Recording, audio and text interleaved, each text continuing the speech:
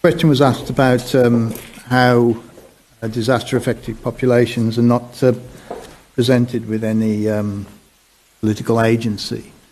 I think you're right, and I mean, there's a very interesting example of this, very big example. I mean, for some years now, the buzzword in humanitarian policy and development policy, in fact everywhere, is resilience. Resilience is now everywhere. This ability to respond to crisis, to bounce back, to recover, move on. Resilience. I think somebody mentioned the whole South Sudan CAP was structured around resilience.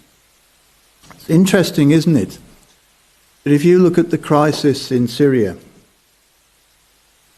the abandonment that has taken place in Syria, the depths of destruction of infrastructure, the abilities of Syrians to try to patch together with what help they can their medical infrastructure, the whole asylum trail into Europe, even to the point of like physically walking into Europe and bashing down, knocking the doors down.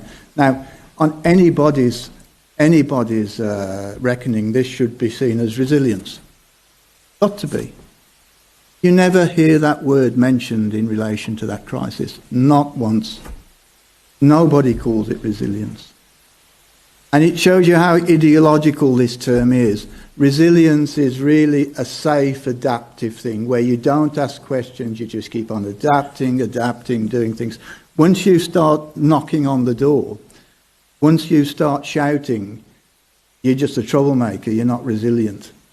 I think that's interesting. I think how this issues of agency are playing out in this kind of thing. And, the system wants placid, docile populations. That's, easy to deal with kind of thing.